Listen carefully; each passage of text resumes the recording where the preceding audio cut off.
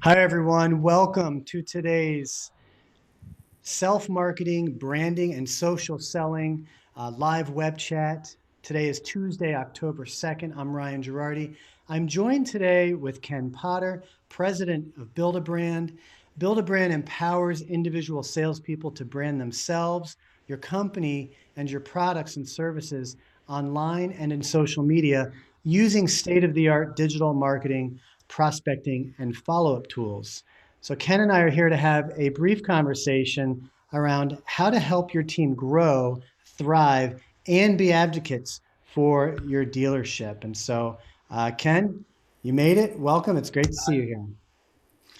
Ken just got back from a quick journey down to Mexico and dove right in, and here he is on the line. So I'm glad this worked out. We'll get started in a few minutes, folks. We are live. And I'm going to share my screen and just do a quick orientation because we have so much new stuff going on. This is a live web chat. It's streamed live. People can be here on the back end too as well. We broadcast this. You can join us here on Zoom. And we stream it live because we like the live feel, the live environment. It just adds a sense of urgency to it. It's more convenient for people. So if you're subscribed to the Auto Conversion YouTube channel, you get notified every time we do a live stream. We just finished one a couple of hours ago around the auto shopper experience. But this is part of our one of five mastermind series that we have launched this fall. I set up a page here. If you go to autoconversion.net and look under the masterminds menu, you'll see that this is one of a handful of series. And the whole idea here is we want to create an alternative environment for collaborating and learning. And so we're bringing uh, thought leaders and experts in, and people at the dealership to come in and talk about what they're doing, how they're doing it, and why, and what some of those challenges are. We have a page set up with all this information. You can sign up for this, which I recommend you do, because that'll help us identify who in our system is interested in what content. And also, every time we schedule an event within this series, you'll automatically be notified as to when. And you don't have to attend if you can't make it. I mean, we're in the middle of the day, so it's difficult to make a live event. So we record these. They're always available up on our YouTube channel. And then we'll re-release it out on the AutoConverse podcast. So for those that are into listening to podcasts, be sure to search AutoConverse in your preferred podcast app so you can access this and all of the great content that we're producing. And last but not least, you'll notice on the details page, there's a link. You can see here we're letting you know about upcoming events. There's a link to a recurring event on Facebook. And what you want to do is look for that. There's one for each series. You can mark yourself as interested, and then we use it as show notes. So you can see here I put up the link to the live feed today, and that allows you to be non-invasively informed about everything going on related to that series. So that being said, Ken, welcome again. So how to grow, thrive, and brand your dealership. It's kind of a long phrase. Could you take a moment to explain to us what that message really means?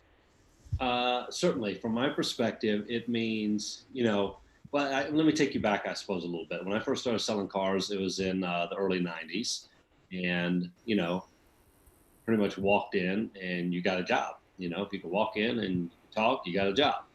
But there were rules, right? So you didn't do things like tell the customer's price. You didn't, tell them interest rates. You didn't do anything except try to get them out to the car, try to get them to, into the test drive process and then back inside. So, you and your manager could talk to them. That's pretty much how it was kind of everywhere. Right.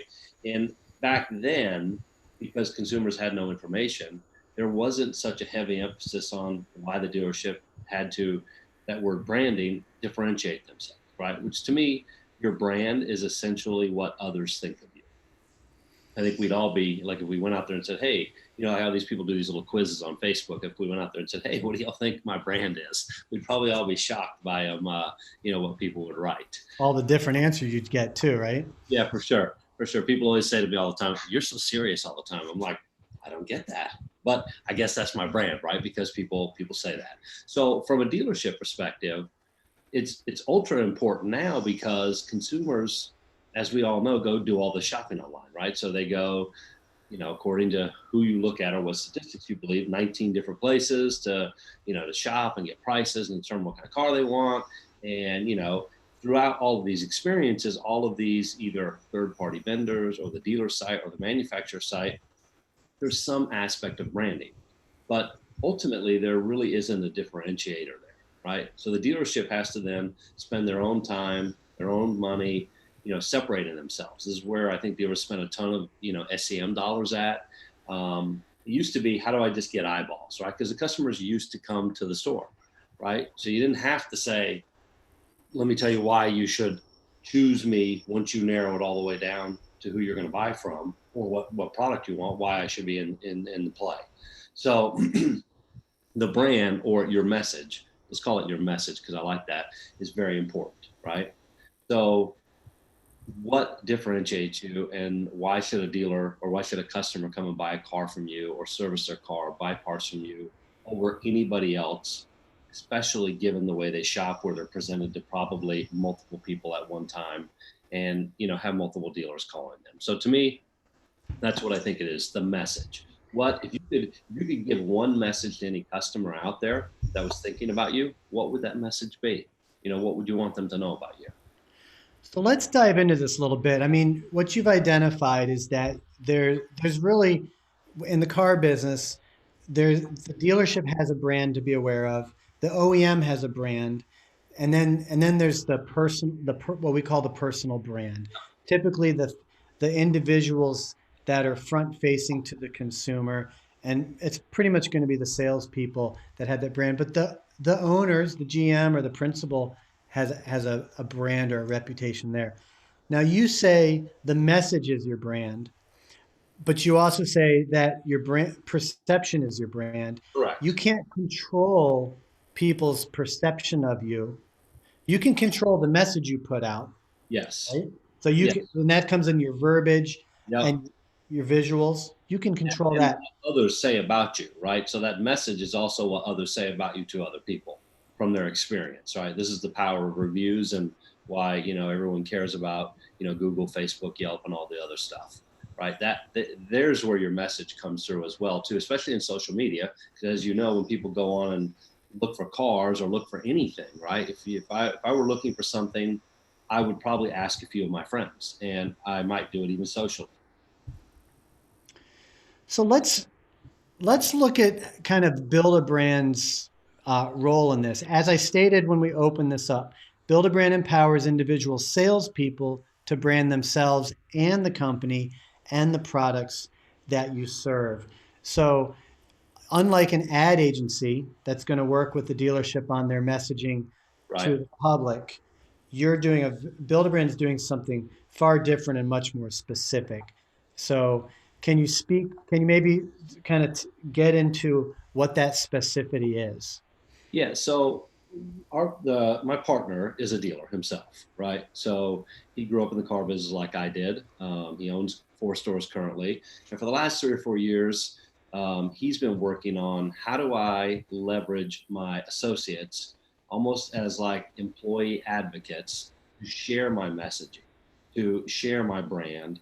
In all the ways a dealership does. So if you think about what a dealership does now to attract customers, right? We spend money marketing the company, right? Which is usually sharing our messaging with people. We do heavy things around social media, which we all know resonates well with consumers. But that you don't have a one-to-one relationship typically, even though you have likes of dealers or you have friends of dealers, you don't typically have a one-to-one relationship, with that necessarily that dealership, but you typically do with the people who work there. Mm-hmm. So if you can take and leverage the one-to-one relationship your people have with their customers, right? and you can get your employees to work as advocates and share your messaging, now you have a kind of like a new channel to market within to, or a new medium to get your message out, which ultimately determines what your brand is. So the way that we built our platform is, how do we allow our sales reps in a dealership, or our BDC or service or parts, or anyone in fact in a dealership, how do we give them the tools to allow them to share the right kind of messaging that we want from a dealership perspective? How do we do it to make sure we're TCPA compliant, right? So, because that there's a danger out there. And what I think not a lot of dealers understand is their people are branding themselves, right? Ever since, like I said, when I sold cars in the 90s, we were always told you need to build your business, right? If times were slow, they would say, well, why aren't your family members buying a car? Why aren't your friends of family members buying a car? You know, where's your database, right? Literally, we had a Rolodex back in the day, right? All of that's been replaced with a CRM. So if you think about what a salesperson goes through every day with thousands of people in a CRM, you know, and close rates of whatever they are, 4, 7, 12%, you know, on these leads that are generated, it never was like that, right? The close rates were 50 or 70%. So you spent quality one-on-one time with customers. So how do we take, given everything that's going on, the way consumers shop, you know, the amount of leads and follow-up we have to do within a CRM, and get a relevant message out? We think that that is through your associates and through social and through video follow-up. So we've taken the same kind of approach for our dealership website with the employees. So we will give them a personal URL. We give them a follow-up strategy, which is all heavily based in video. We give them what we call a recommendation platform, because if I'm selling you a car, you're going to love it, the experience. And I'm going to ask you, Ryan, would you give me a recommendation? And once you give me that recommendation, now I can share that recommendation socially. I can share it, you know, across all of my networks. I can share it with other customers, which ultimately that is what dealerships call reviews and become a review. So that's a subtle kind of difference of what we do. So instead of saying to your people, which dealers have a hard time, right? So they have a hard time saying, I want you to go get reviews for me, right? The sales reps, I think, don't necessarily understand what's in it for them, right? So what happens with this review? Where does it go? Maybe it's part of their pay plan, or maybe, you know, it's part of the manufacturer does something for them, but there really isn't anything for them. So what we've done is we've taken all of the tools, we've given them to the sales rep to go out and sort of, as I said, brand or create a business underneath the dealership, utilizing the dealership's message, right? So it all has to be about the dealer and the dealer's message, and, you know, why you want to buy a car there and what they do in the community. But there's so many different ways that that can be shared. So if you think about what dealerships do, right, you pay to get sort of ads out there. They do content strategy in an SEO world. There's a bunch of social media platforms you can do. So we've taken those tools, given them all to individuals underneath the dealer, and allow them to do things like prospect for customers utilizing their own website and a digital business card with their own inventory, right? So now I know I can go out and share my message everywhere, and everyone comes directly to me, right? I have a follow-up platform that's based in video, because we know consumers look at video way more than they do email or phone, right? And then I have this recommendation strategy that turns into a review platform. So there's a lot to our tools, and the cool thing about, I think, what we've built is it's customizable to how a person works with other people and how they sell. So some people are heavy video, some people are heavy social media platform, and some people are just, hey, let me refer you to my website, my inventory.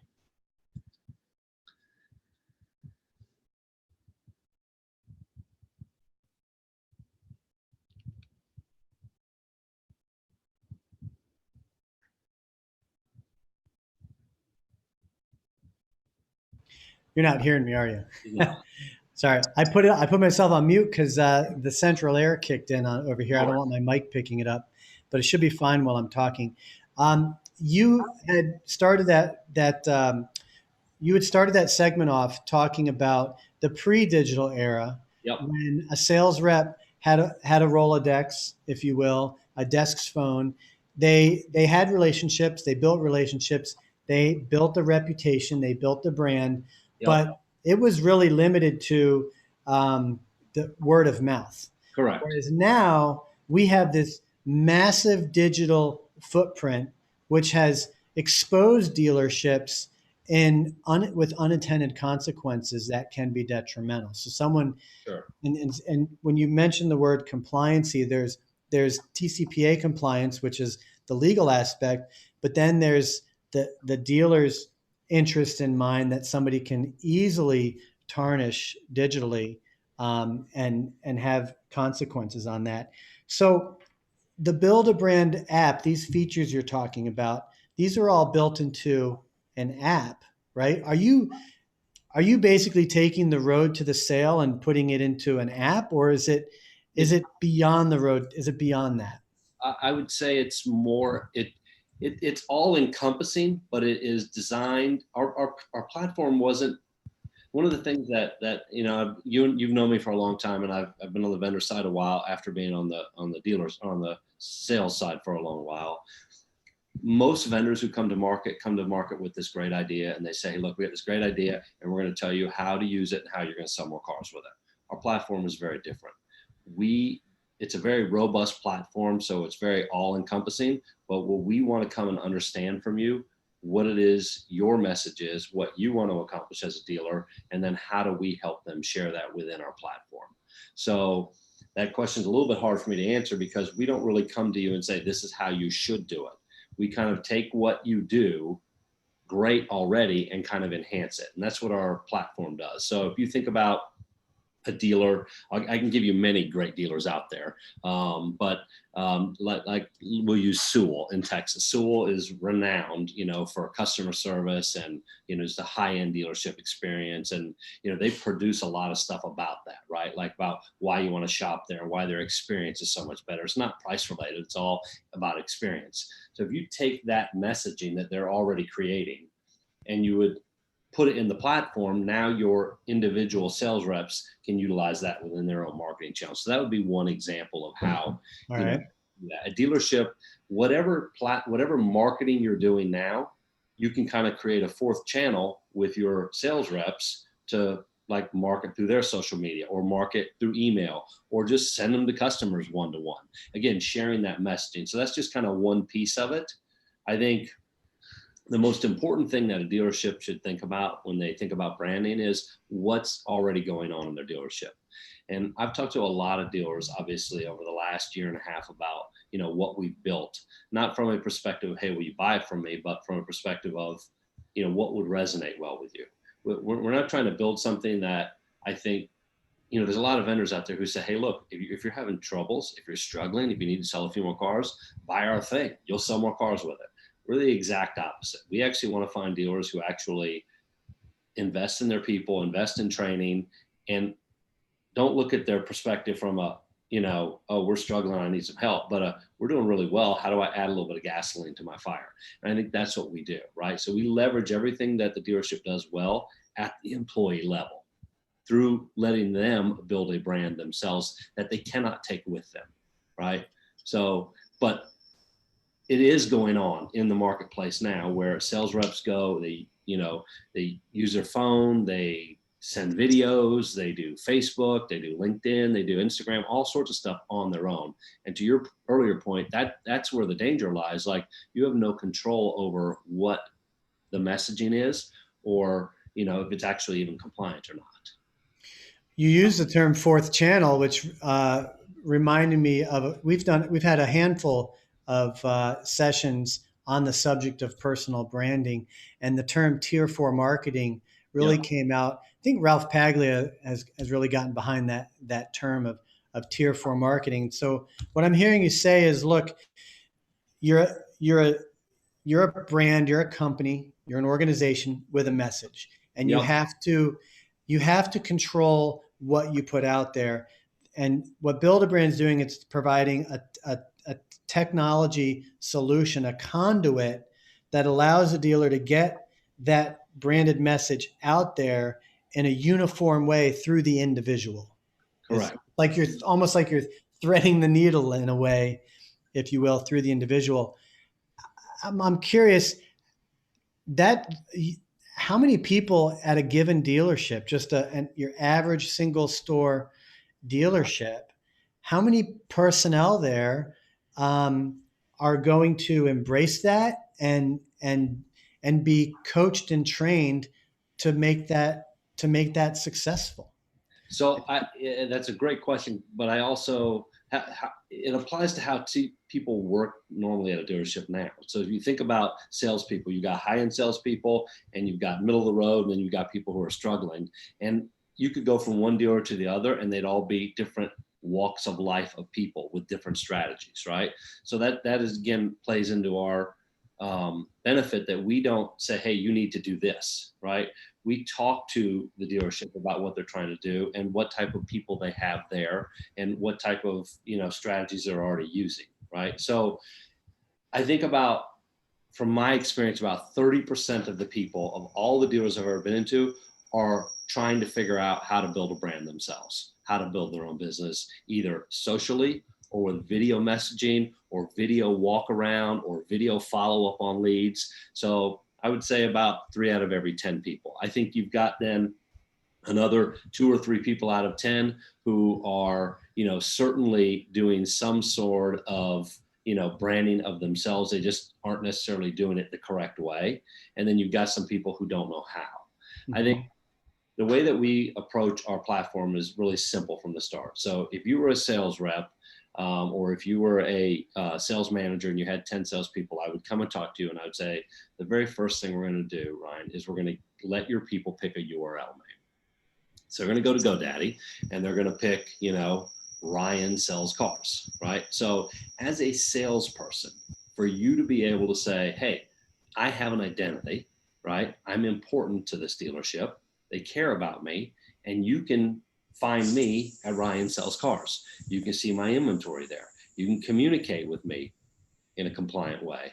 You can see testimonials or recommendations from other customers. That alone creates massive value because now you feel that that dealership does care about you and is empowering you to build this business. So it's interesting. So we've got hundreds and hundreds of users on our platform and they use it in different ways. And it's interesting for me to kind of see and interact with them. But everyone loves the fact that they have an identity, right? So yes, the dealership, the brand is important, the manufacturer, the dealership is important. But at the end of the day, the people and the process is what has always made the differentiator in dealership. So we kind of highlight them by, here's your URL. Here's a digital business card that you can give to anybody you meet that all leads back to your URL with your inventory and all your shopping tools and all the rest. So, your earlier question was kind of where does it start and where does it end? It's kind of basically where do the typical salespeople start and end, and where does the management start and end, and what does the store's message start and end? So the cool thing about how we built this is, again, we're very we're going to come in and we're going to talk to you about what you're trying to accomplish. And we're going to show you how we think our product could actually help you enhance what you're already doing. That's great. We're not going to go and tell you, hey, if you do this, your people will now magically do things they wouldn't do, right? Because we have to be honest, there are people in stores who for some reason don't even do anything the dealership wants them to do, right? They don't prospect, they don't follow up with leads, they don't handle customers correctly, they say the wrong things. And that's ultimately the real danger, because if you have these people working for you, they're actually probably doing it socially as well too, or out in their circles. So we're coming to the bottom of the hour, and we do like to keep this short and sweet. And so let's kind of wind this down. And thank you for those that are here watching us live. I was just looking at the live feed, and we got quite a little audience going today with people chiming in. So appreciate you taking the time out of your day to be here. How about a couple tough, kind of tricky questions for you? Okay, because I think they're important. I know these come up in our conversations. If I am a representative at a dealership on the Build a Brand tool, okay, and I'm going to go to another dealership and move. Do I lose all of those contacts and everything that's in my Build a Brand profile and account? Well, ultimately, the dealership is providing you with this platform, then yes, 100% of what is done there is done for the dealer, right? Okay. You're an employee advocate of the dealer. So I think if you left, I mean, ultimately your friends doesn't leave, your family doesn't change, but what you've done with that dealer's messaging stays with the dealer. What Right. about the URL? Like it's my personal URL. No, that personal URL would stay behind as well too. That would stay behind. Okay. So if I'm working at a dealership and I really want to take my personal brand seriously and get into social selling, can I buy Build a Brand as an individual? Do I need the dealership to come on board with Build a Brand? The dealership doesn't have to come on board. We do have individuals who buy the platform us directly, but the dealership does have to give permission because ultimately it's the dealership's inventory and it's the dealership's messaging that you're going to use, right? Okay. So with that URL or your digital business card, we're going to give you a link to the dealership's inventory that's basically your inventory. So if you Mhm. met a friend at wherever, the church, park, bar, wherever, and you say to this person, hey, I'm in the car business, great, I'm looking for a car, let me give you my digital business card. Now they're interacting with you digitally, maybe they've checked out your social media platforms and they click to a piece of inventory. That's actually your inventory, but ultimately it is the dealer's inventory, right? So we Yeah. do have the dealer's permission to actually have the inventory. But what we found is that I haven't had a dealer yet who has said, well, why don't I want to help this guy build his brand? Right? Because every dealership since the beginning of time has said to people, you need to build your brand. You need to build Right. your business. So as long as they understand that, there's compliancy and, there's oversight, and obviously they can't take the dealer's inventory and messaging and go somewhere else with it. Um, it's been surprising. I think dealers look at it and go, they literally say to me all the time, well, why wouldn't I do that for that person? Right. So it's just a question about, I suppose from an individual perspective, is that something you want to do to maybe take the next level? Well, there's nothing keeping an individual from having his own Facebook page. I mean, unless his dealer prohibits it, but hopefully that's not ever the case.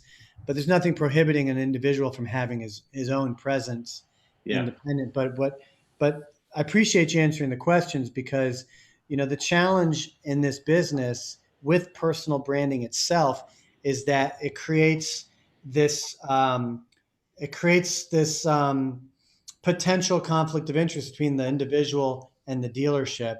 And I think, I had Brian Chapman's, I had the About Us page up with Brian and you and Ashley on there. And I imagine that, Brian as a dealer is like, man, I need to empower my, my reps, but I need to make sure that it's in the dealership's interest. And that's ultimately the problem he set out to resolve. Yeah, and well, ultimately the problem is, and it's interesting, if you think about how people. So if you're a salesperson in a store, and I met somebody who I brought into the dealership, or even I answered the phone, and it's a customer who says, "Hey, my name is Ryan. I'm calling about that, used Maxima you have." Oh, okay, great. What can I answer for you? Can I tell you about, why our cars are better? I'm trying to share the message from you. But if you, Ryan, say, oh, the car's sold. Okay. All right, great. Well, thanks for your time. I now want to still engage with you, right? Ryan, give me your phone number, man. Call me, come see me. You might say something which actually led to Brian building this platform. He overheard one of his salespersons say 4 years ago, no, that's okay. I'll keep looking on your site and I'll call you later. From a salesperson perspective, I've now engaged with you and I don't have any of your information and I don't Mhm. have, a connection with you. That's troubling for a salesperson, right? Yeah. So, and if you end up doing that through the way leads work hundreds of times a month, you know, you feel like you're basically just spinning your wheels. So what we're trying to do is give them a platform to say, instead of telling people you can only call me or don't place leads on the website or don't go shopping here or don't engage with our BDC or make sure you don't talk to another sales rep when you come in, we're basically giving them a platform to say, look, I am an advocate of my dealership. I'm going to share their messaging and they care about me and I care about them. And I have now this platform that I can engage with anybody. In fact, you could hand out your URL, right? You could say, hey, I'm Ryan Sells Cars to that person on the phone and now have a way for them to continue to engage with you. And I think that's where the real power comes in because what we're all trying to do in the dealerships is how do I get my people to do the things I want them to do? And so the way that we built this is because I've given you the power, Ryan, you are now going to prospect. You are going to brand. You're going to share my social, message and the branding of the dealership. You're going to do the follow up correctly. You're going to do video follow up. You can do video walk around because it all leads back to you, right? Ultimately, that's sort of what it's about. Okay, good. Well, then let's do this. There's people here live watching. There's people Yep. that are going to bump into this hopefully in the months to years to come. I think you guys are tapping into a space that has been talked about and dabbled into for the past several years, primarily because of social media. But I think we're entering into a phase where now there's going to be more training and education and resources for individuals to embrace and apply some of these ideas. Again, this is going to be out on our podcast shortly as well. So, do you want to maybe just provide a 30-second wrap up, both speaking to maybe the dealership, the principals and the owners and operators, but also to the individuals out there that are looking at their own identity and how it relates to the dealership. Sure. And I guess I'm going to make this personal. That's just me. You know me. Um, Good. I love this business, right? I wouldn't be where I am today without the car business. And this is a great profession. We have people from all walks of life in this profession, and we don't care who you are, where you come from, what your beliefs are, what you look like. The only thing we care about is that you hustle, right? This business is all about the hustle and working hard, bell to bell, 6 days a week, going from zero every month to wherever you finish, right? So the reason that I'm excited about this is because I think we can help people who want that help, right? I think there certainly are some people in our business who are kind of like maybe giving up on the car business or think it's a bad place to be. Um, we can't necessarily help those people, but I certainly want to be able to say what we do with our company and what we do with our efforts actually helps people engage more with customers and actually feels good about this business. Because I think there's a great business. I think there are many great owner operators out there, from single groups to big dealer groups, and I think it's a great place to be. So I hope that the message that comes across when people view what we do is that we actually care about the industry and want to help them. There are far too many people who jump into this space who say, I'm going to disrupt the industry, right? We're not trying to disrupt anything. We're actually trying to help people. And so ultimately, from an individual perspective or a dealership perspective, I think our platform can help you. But again, we're not going to come tell you how we're going to help you. We're going to come understand how you want to be helped and how you want to enhance what you're already doing that's good. Well, I'm going to piggyback on that message, and kind of reemphasize here the whole uh, essence behind these recurring mastermind series that we've rolled out. Again, you're tuned in here to the self marketing, branding, and social selling mastermind for auto retail professionals. I'm Ryan Gerardi. We've got Ken Potter here, president of Build a Brand, and we're just going through some of the discussion points about the difference between dealership branding and personal branding. And this is the precise type of subject matter that we want to explore on this series. Earlier today, I had a couple folks on, Kathy Nesbitt and Terry Lancaster, and Kathy was sharing all the things that her dealership does, both within the community and enhancing that customer experience. And so their brand is that they're a very community-driven dealership. And so for their representatives to piggyback on that, a tool like Build a Brand is designed for that, for where the dealership and their representatives can work together and in unison like that. So we're going to go ahead and call and wind this down. If you're watching live, again, thanks for being here. Tune into the AutoConverse podcast for the podcast version of this over the next couple of weeks. If you go to autoconversion.net and click on Masterminds, you'll see all the different events that we have. And if you're signed up for this one, then you'll be notified automatically of each scheduled event around this series. And you'll also be first to be notified when we have new content available. In here are links on how you can get more involved. And that includes our discussion group set up on LinkedIn, where we can take these conversations offline into a 24/7 environment. So feel free to request to join there. There's also a recurring Facebook event. And what you want to do, folks, is click over through to that event and mark yourself as interested. And then you can have access to the show notes and upcoming event information there as well. So Ken, thanks again for taking the time today to be here and sharing this with us. Thank you. Hopefully, I didn't confuse the heck out of people with with everything we do. There's a lot there. Ultimately, like I said, at the end of the day, we just want to help people do what they do great already. There is a lot there, and so we welcome you and Amanda and maybe Brian next time, and folks from the industry to come up here and have these conversations with us on a routine basis. That's what we're here for. I'm going to go ahead and close everything down. Thanks again, everyone, and we'll see you on the next go round.